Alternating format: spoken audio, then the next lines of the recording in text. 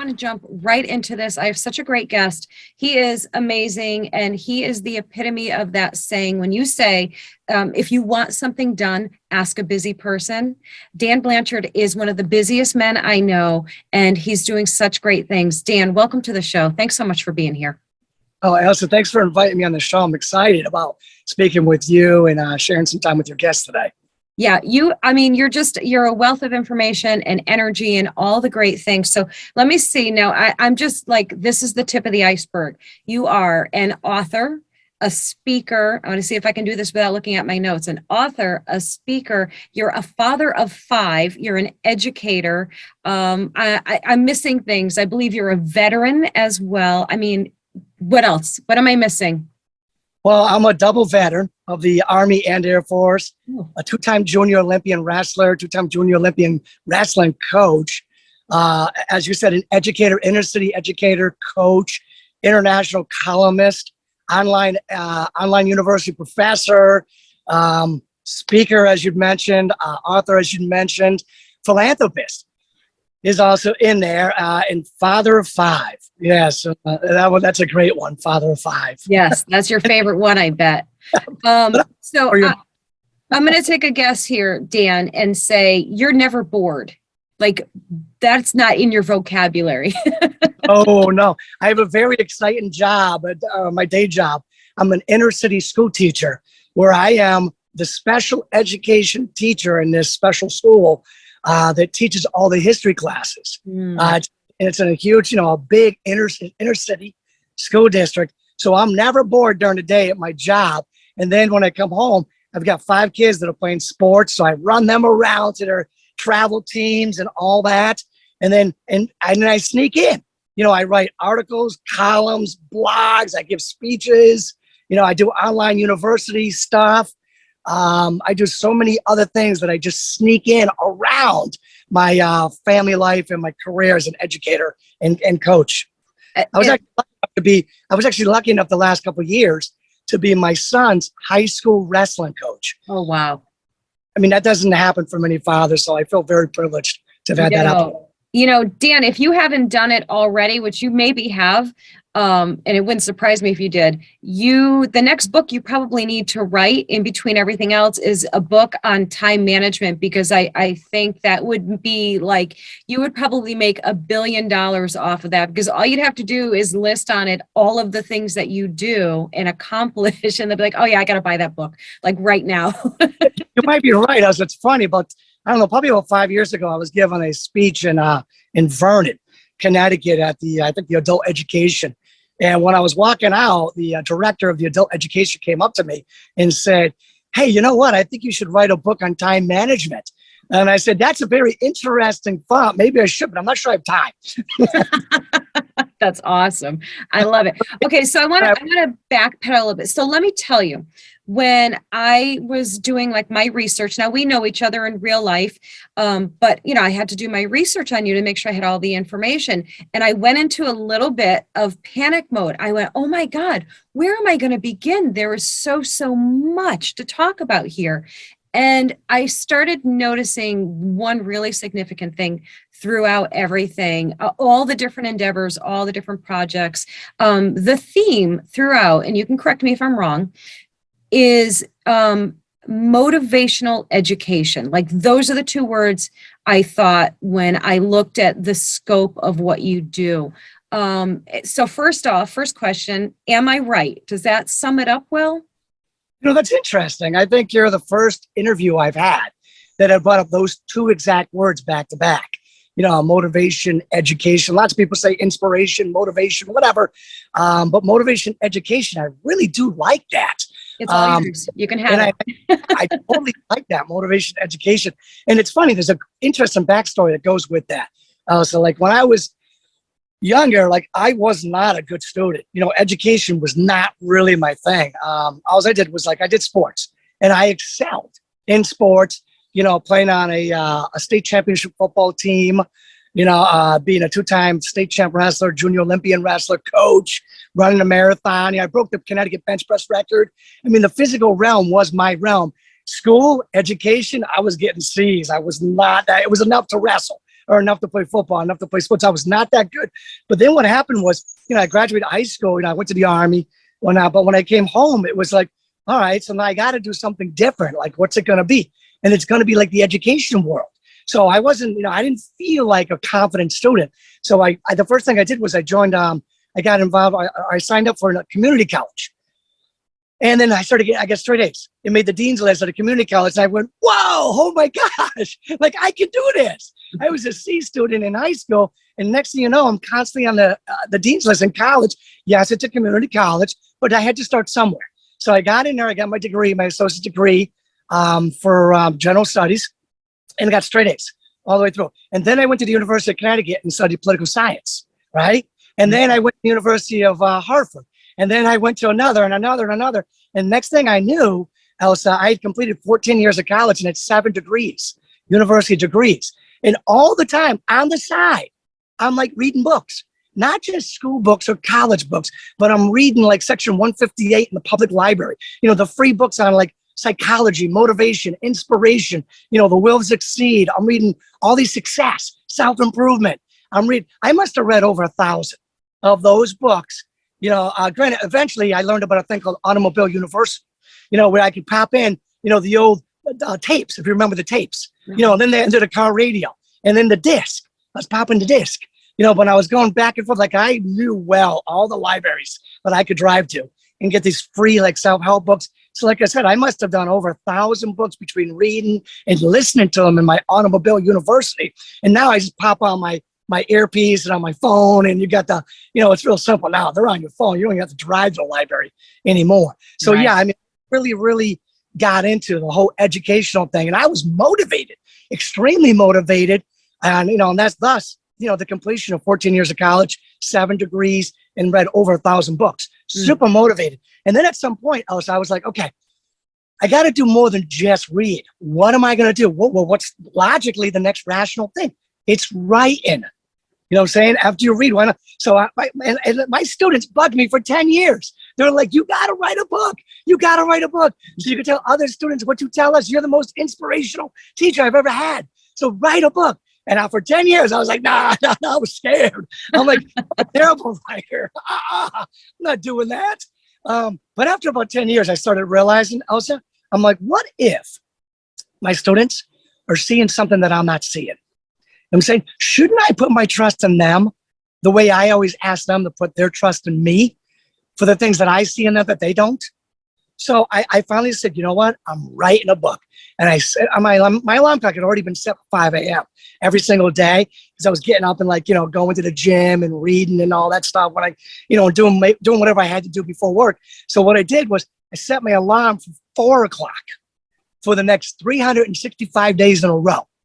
And 365 days later, 1 year later, I was holding my first book in my hand going, I can't believe this worked. Right? That's incredible. It worked. It was amazing. And then I wrote another book and another book and another book. I just kept getting up at 4 a.m. and kept writing the books. And next thing you know, I got like 10 books, then 20 books. Now I'm about 30 books or so written. That's amazing. It's been a great success formula. Yeah, I've told people before, how some people will say, and bear with me as I say this because it's going to sound like a weird comparison, but I've heard people say that getting tattoos is addictive. I think that for writers and authors, writing books is the same thing. It's addictive because I know when I wrote my first one, and I don't know if you could say the same, after you wrote it and published it and did all the things, I actually thought for a very short time, okay, well, I did it. Now I'm done. I accomplished that goal. Now I move on to the next one. And it didn't work out that way. It was like, it became an addiction. I had to keep writing more once the floodgates open, right? And it sounds like that's what happened with you. The floodgates opened and... Mm-hmm. I totally agree, Elsa, with you. For me, it was also like, I kind of felt like the chains came off of me that were restraining me and telling me you're not good enough. You're not good on, I still fight that every single day. Growing up the way I grew up in a very dysfunctional home, I still fight that every single day. But that was like another chain. Like some chains came off of me when I became a prolific reader. And then when I wrote and it just flowed out. And yeah, I needed to proofread it 1,000 times and ask like 50 people to read it for me and, and advice and get an editor. I had to do all these things. because like anything else, writing is a learning process. It takes a long time to do it. But when I get that first book in my hand, it felt like chains came off of me. At least those specific chains came off of me, and it became like addictive. Let me see if I can do this again. And then I wrote, like, let's say, this first one was The Storm, which originally was called Feeling Lucky, but I changed the name to The Storm. And then the next one was A Sprint to the Top.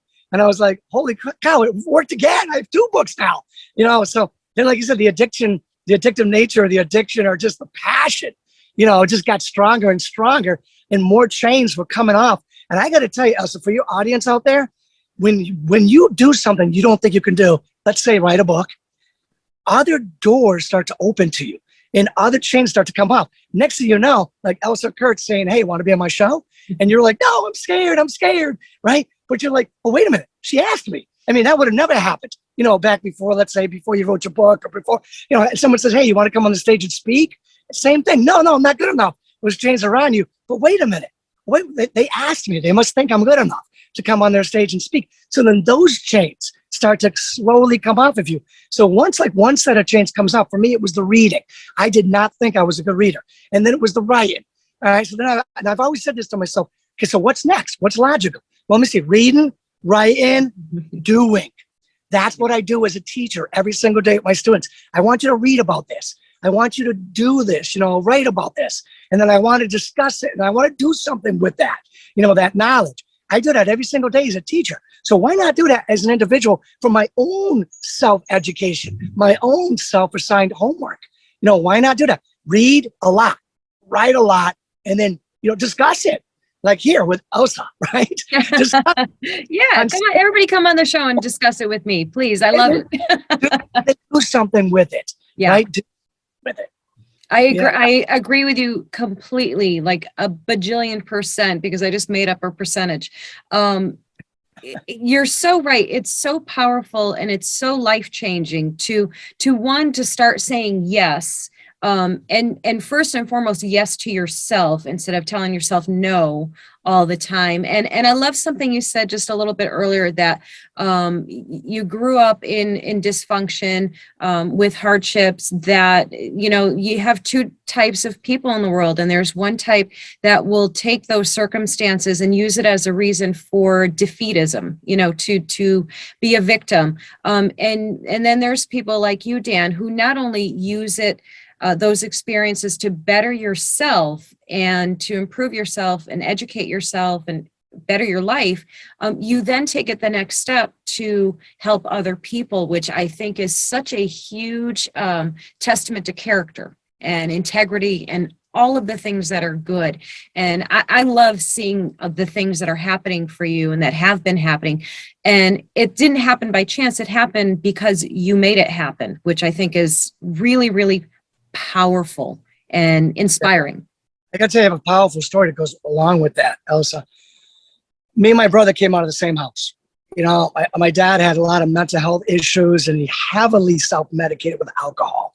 And he was a former Marine, so he was a hard-drinking, hard-hitting former Marine, although I think he would have always said, you're never a former Marine. Once you're a Marine, you're always a Marine. That was what he always said, right? But he was a very hard-drinking, hard-hitting Marine. And what happened was, me and my brother, we were growing up under very dysfunctional, very rough circumstances. And, we were out on the streets fighting, a lot. But what happened was I found sports. I found sports, and I got on the wrestling mat, and I took some of my anger and I funneled it towards like self-improvement. Initially it was physically, like lifting weights, learning how to wrestle better. And I became a 2-time state champ wrestler, a 2-time junior Olympian wrestler. And I was no longer fighting on the streets. I had no desire to fight on the streets anymore. But my brother was still fighting on the streets. And while I was getting my hand raised, for medals, he was getting his hands handcuffed behind his back to be put in jail. He was constantly in and out of jail while I was constantly up and down the winner's podium, if you could say. And then eventually, he ended up like homeless, living under a bridge.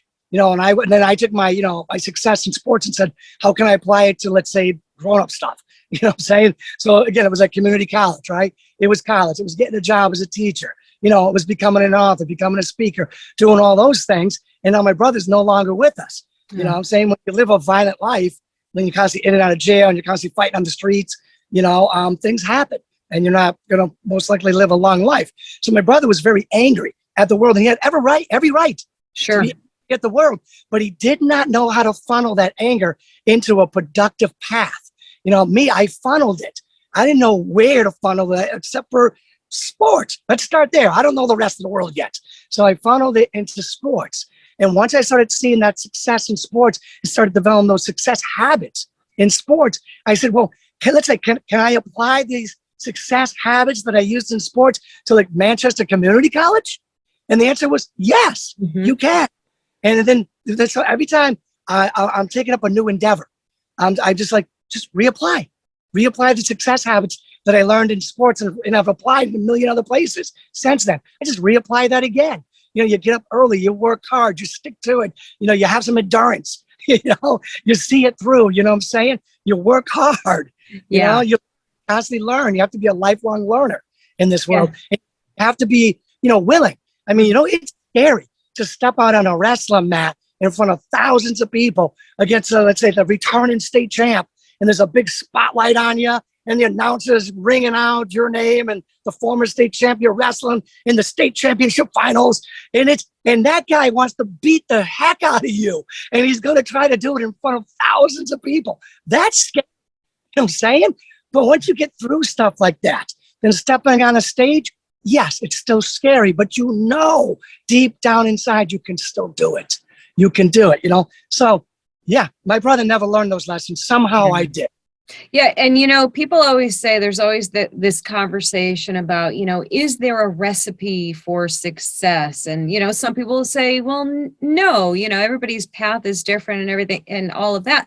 But I think there kind of is a recipe for success. And you just really laid it out in everything that you just said. There's educating yourself, respecting yourself, changing your circumstances or changing your perception of your circumstances, because your circumstances are what they are, right?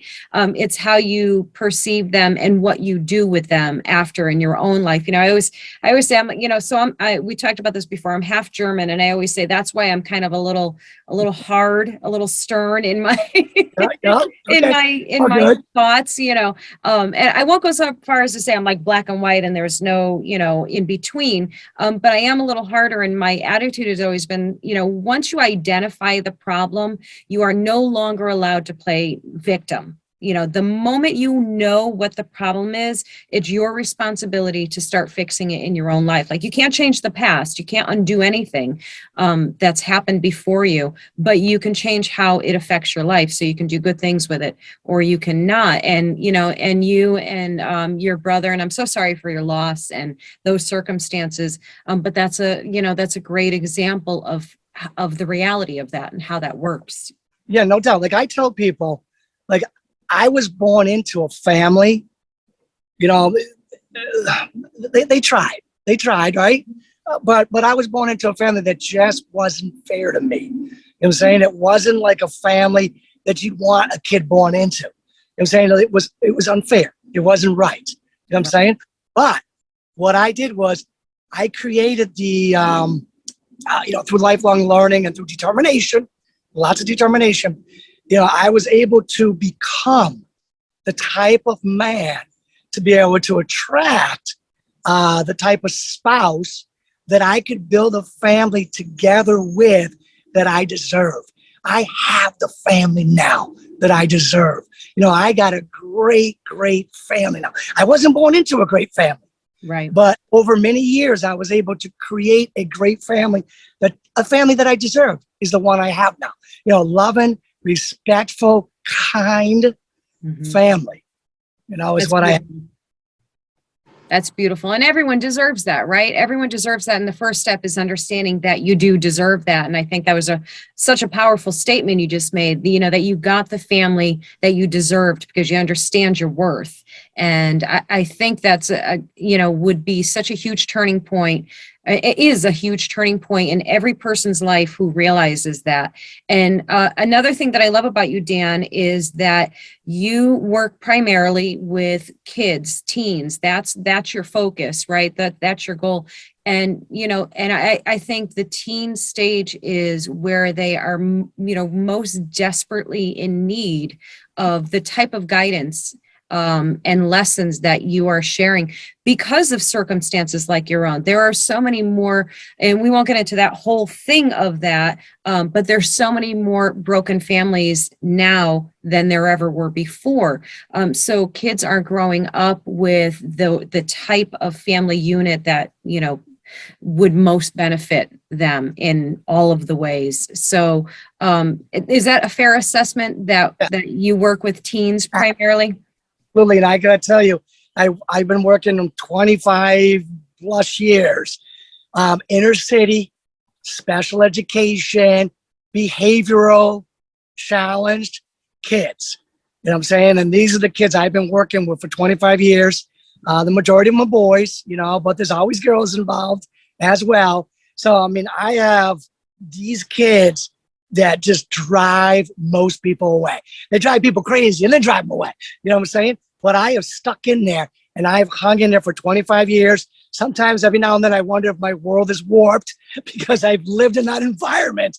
It's a tough environment to live and work in. Most people don't last more than 3 years working in that difficult environment of being, with the inner city, behaviorally challenged, special ed kids that have to go to special classrooms, have to go to special schools. I mean, I work right now, the last 4 years, I've been in the alternative school, with these really, really behaviorally challenged kids. And there are many times, even when I'm bouncing back and forth, and let's just say, and I'm working in the inner city high school that's right up the hill from me, there are many times like I'm looking out at my class and I'm seeing a whole bunch of little Dan Blanchards and little Chris Blanchards.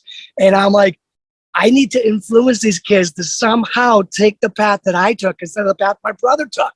These kids, they're violent kids. If they can fight like that, they get in the teacher's face and threaten the teacher, try to intimidate the teacher, swear at the teacher. They try to get the teacher to go away and get out of their face, get out of their business. And as I'm looking at these very difficult, very troubled kids, I'm going, these are little Chris Blanchards and little Dan Blanchards. You know what I'm saying? And how many of them can I switch over to like little Dan Blanchards so they don't end up like my brother, Chris Blanchard? And I love my brother, and everything that happened to him was just so unfair. He didn't deserve it, and he couldn't find his way out of it. But if I can help my students find their way out of it and maybe use their anger, in a productive way. I remember I had this wrestler, right? This black kid, great kid. And he had this black nail polish, and I said, yo, I just got a question real quick. What's going on with the black nail polish? And he's like, because I'm an angry black man. And I said, cool. I'm like, I could use that. We could use that. You could use that. And he looked at me like, what are you talking about, coach? I'm like, it's good to be mad. You don't have to freaking be happy all the time. It's fine to be mad. I said, now let's just take that anger. And I got to tell you, his dad was tough on him.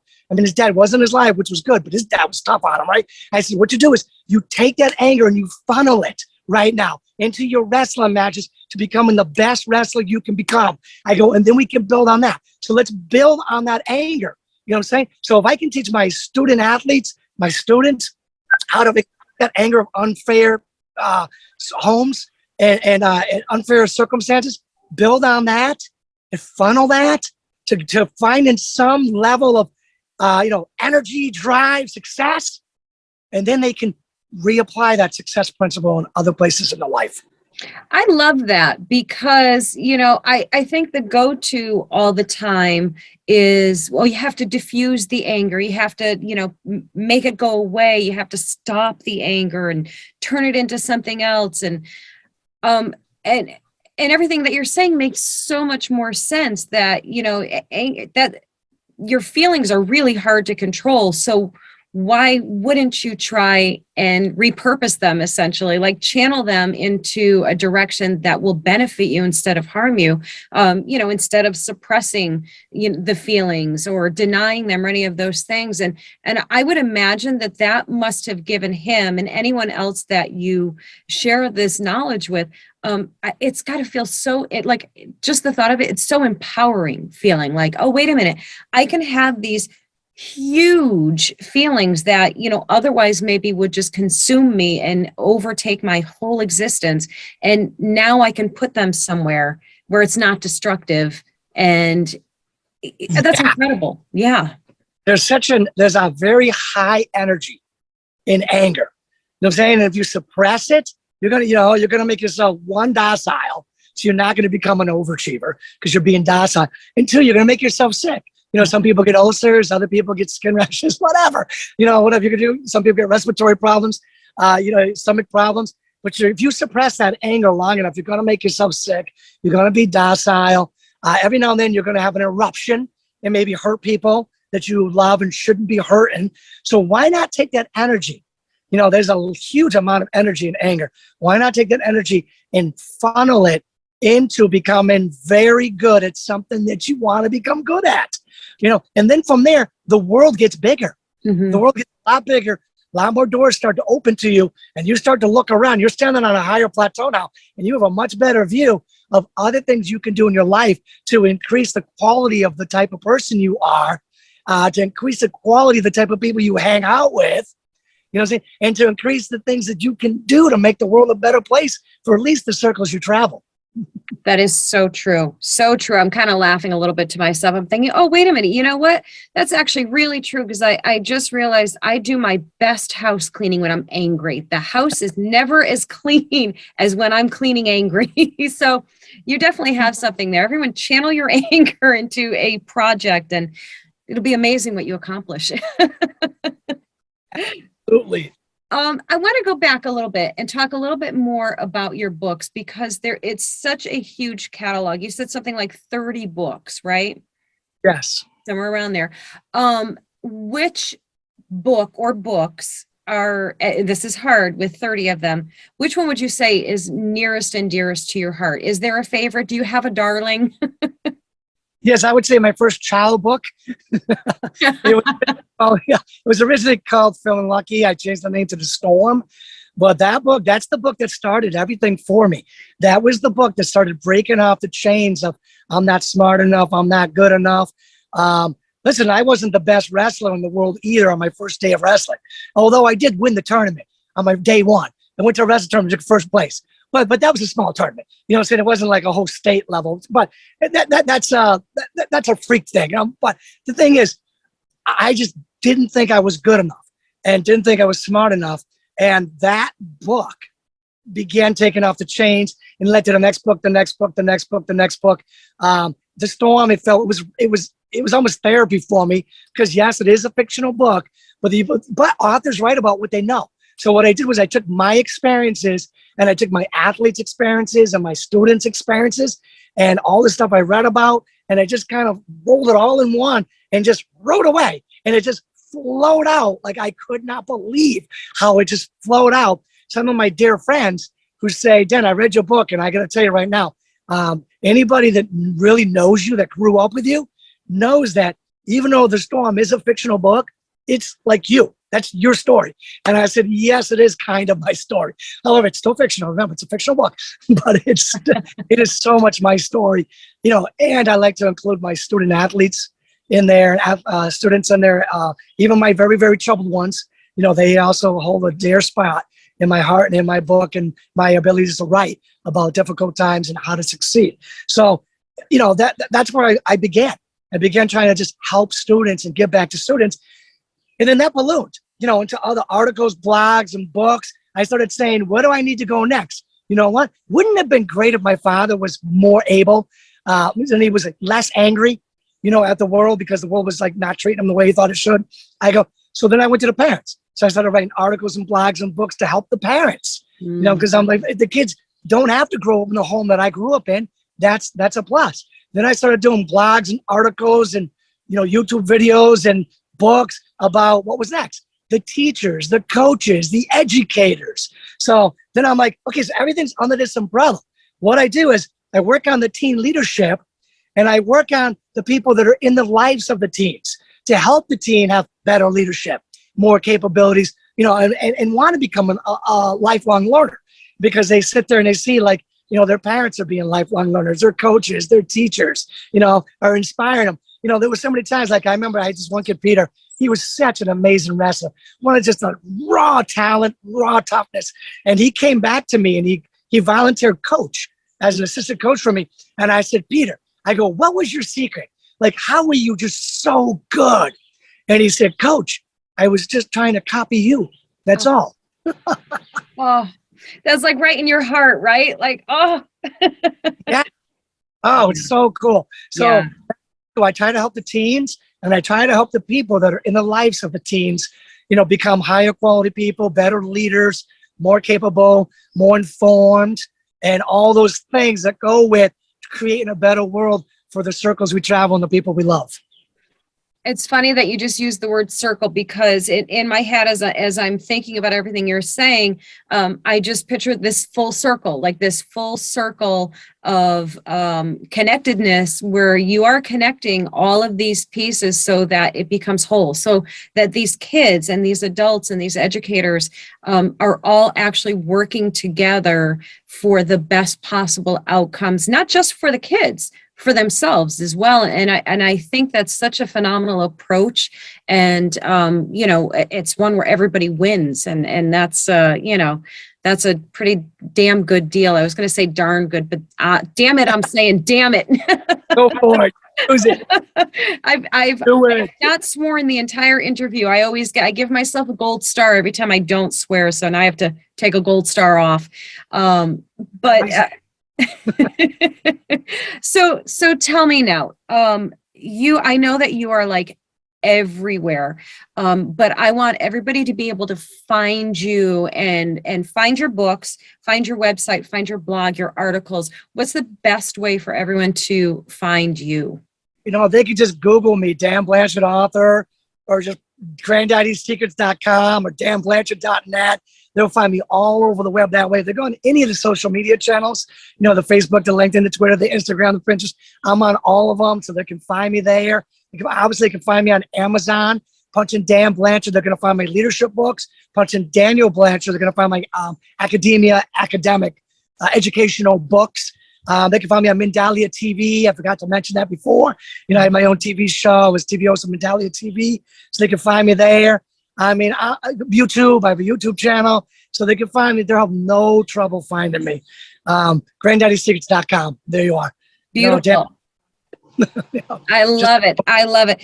Dan, I would make you sit here and talk to me all day long, because you are just such a wealth of positivity and information for people, and motivation and inspiration, all of those great, magnetic, powerful words. And you're so dynamic. I'm so glad. I've known that, and I should have mentioned that you have your show and all of that too. But I've seen you in action. You're such a dynamic human, and you're so genuine. So you are a force to be reckoned with in a really, really great way. I can't thank you enough for coming on the show today. Thank you. Thank you, Elsa. I had a lot of fun spending time with you and your audience. And definitely reach out to me for the audience. I will return your emails and your contacts. Thank you. That is awesome. Okay, guys, this has been the Elsa Kurt Show. Thank you so much for watching, and go check out Dan Blanchard. He is as amazing as you just saw. Take care, guys.